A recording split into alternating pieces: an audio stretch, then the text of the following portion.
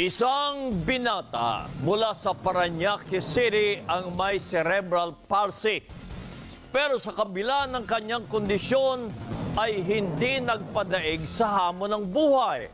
At sa halip ay nag-aaral siya bilang grade 9 student at nakagagawa pa ng mga bagay gamit ang kanyang mga paa. Narito ang KBYN Special Report. Mula pagkabata, paana ang nakasanayang gamitin ni Amelito Fontanilla alias Totoy na gamitin sa kahit anumang ginagawa niya. Dahil naninigas ang kanyang mga kamay. Idudukawin ko dito yung pangalan na aking idol, kabayan. Nag-aaral ka? Opo.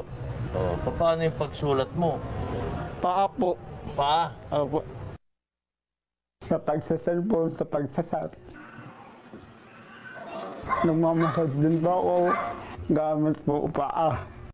7 taong gulang si Totoy nang malaman nila ang tunay niyang kondisyon. Lumabas siya, may yellowish.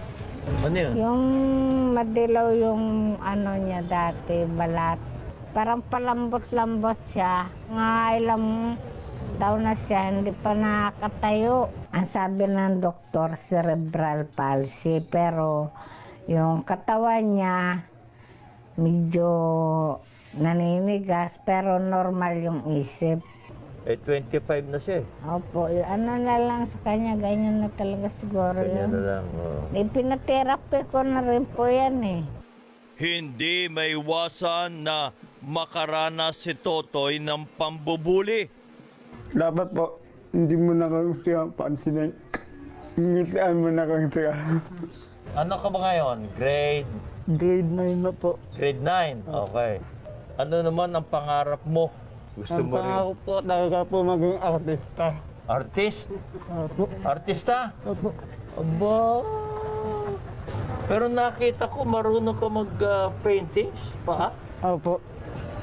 Gusto mo rin maging painter? Yes po.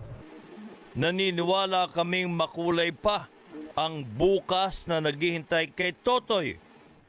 Kaya hinandugan ng inyong lingkod ng art materials at school supplies. Wow! Kailangan punuin mo ito ng art.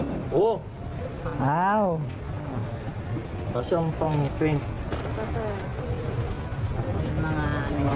Yan! Ito Kompleto. Galing ah. Ayos! Gamitin mo to ha. Huwag ka manghinayang. Gamitin mo to, ilang pages? 24. May kang bag ha. Ilang sako din ng bigas at grocery items para naman sorpresa sa kanyang pamilya. Lagay nyo dito sa harapan. Ito pa. Yan, bigas. Yan. Bigas. Thank you so much po kay Idol Kabayan na binigyan ako ng pagkakataon na magkita po kami. At thank you so much din po sa ABS-CBN kapamilya. Tunay na nakakabilib ang mga katulad ni Totoy na patuloy na kinukulayan ang buhay sa kabila ng mga pagsubok. Huwag siyang susuko. Hanggat ako nabubuhay, hindi rin ako susuko. Nabangan po tayo para sa sarili natin, kabutihan.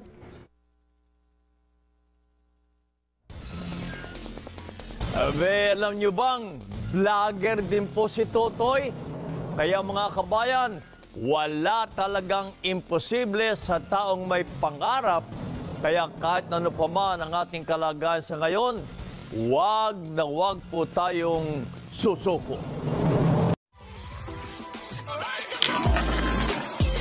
Yeah.